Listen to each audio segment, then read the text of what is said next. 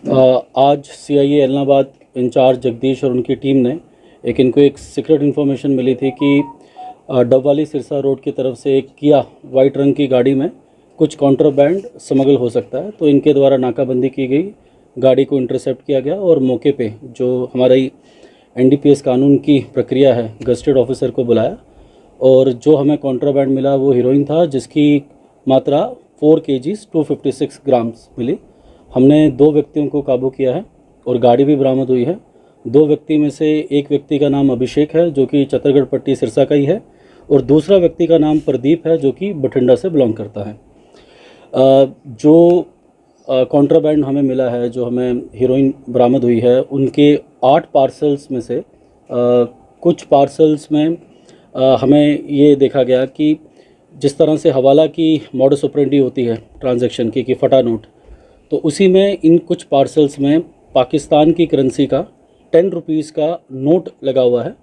और वो हम अब वेरीफाई करेंगे during the course of investigation कि ये माल सच में क्रॉस बॉर्डर स्मगल्ड है। तो बाकी जो हमने 2 व्यक्ति अभी गिरफ्तार किए हैं, इनकी डिटेल्ड इंटेरोगेशन करेंगे पुलिस रिमांड में लेके, और जो भी आगे गिरफ्तारियां होंगी कि गाड़ी किसकी थी, कहाँ से लेके आए, जो भी लार्जर नेटवर्क होगा हम तोड़ने की कोशिश करेंगे। देखिए, कीमत तो मुझे इंटरनेशनल स्टैंडर्ड से जो आप ही के माध्यम से पता लगा अबव 20 करोड़ बता रहे हैं, क्योंकि फतेहाबाद में भी सिमिलर सीज़र हुआ था। तो कीमत से ज़्यादा इम्पोर्टेंट ये है कि हम इस बड़े नेटवर्क को तोड़ें। हमारा सिरसा ज़िला जो कि काफ़ी ड्रग अफेक्टेड है और पंजाब के साथ लगभग 100 किलोमीटर की हमारी बाउंड्री है, 3 ज़िले बठिंडा, मुक्तसर, मानसा, और वहाँ भी पंजाब में भी ये चैलेंज है और सिरसा भी का भी एक कॉमन चैलेंज है जो मैं अपने अवेयरनेस प्रोग्राम में बोलता रहा हूँ कि हमारा अगर कोई भी सबसे कॉमन चैलेंज है वो है ड्रग्स। तो हम कोशिश करेंगे कि जितना भी बड़ा नेटवर्क है, चाहे कोई भी व्यक्ति कहीं भी बैठा हो, तो उसको हम जल्दी से जल्दी गिरफ्तार करें और कोशिश करें कि जो हमारा नशा मुक्ति अभियान चल रहा है उसमें ज़्यादा से ज़्यादा हम गाँव वार्ड को नशा मुक्त करवाएं। देखिए, मैं अभी भी बता रहा हूँ कि जैसे अभी एफआईआर रजिस्टर हो रही है, तो डिटेल्ड इंटेरोगेशन रिपोर्ट मैं आपसे टाइम टू टाइम शेयर करूँगा। कुछ चीज़ें अभी इन्वेस्टिगेशन के पर्पज़ से हम डिस्क्लोज़ भी नहीं कर सकते जब तक हम सारा नेटवर्क पकड़ ना लें, बट मैं आपको ये जानकारी ज़रूर देना चाहूँगा कि 3 लोग हमने आइडेंटिफाई किए हैं जिसकी गाड़ी है जहाँ से बरामद हुआ, और कोशिश करेंगे हम कि जल्द ही जल्द उनको गिरफ्तार करेंगे, फिर आपसे वो इन्फॉर्मेशन अलग से साझा करेंगे। देखिए, जो मुझे बताया गया कि इतनी बड़ी रिकवरी तो पहले नहीं हुई है इस ज़िले में, और तो बड़ा मगरमच्छ शायद अभी हम पकड़ पाए हैं कि नहीं पकड़ पाए, ये तो इन्वेस्टिगेशन का है, बट हमारी इंटेंशन और हमारी जो मेहनत होगी वो यही होगा कि जो किंग पिन है, चाहे वो उसको फाइनेंस कर रहे हैं या क्रॉस बॉर्डर में हमें पता नहीं कि कोई नार्को टेररिज्म से भी कुछ लिंक्ड हो, तो हमारा मेन एम रहेगा कि हम अपनी इन्वेस्टिगेशन वहाँ लेके जाएं। कि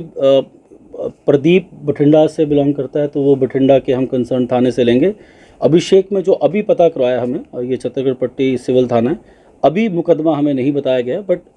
जैसे मैंने कहा कि अभी ही मुकदमा दर्ज हो रहा है, तो जो भी आगे चीज़ें आएंगी आपसे डिटेल्ड हम इन्फॉर्मेशन शेयर करेंगे। देखिए, हम ये जानते हैं कि गोल्डन ट्रायंगल और गोल्डन क्रेसेंट का कंसेप्ट कि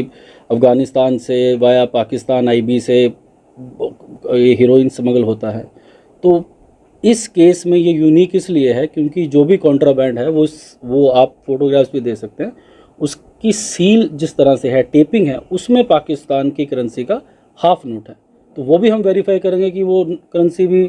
असली है, फेक है, काउंटरफिट है, तो दैट इज़ वो इन्वेस्टिगेशन में ज़्यादा क्लियर होगी। मतलब क्योंकि पहले 1 kg मैक्सिमम रिकवरी थी हीरोइन की,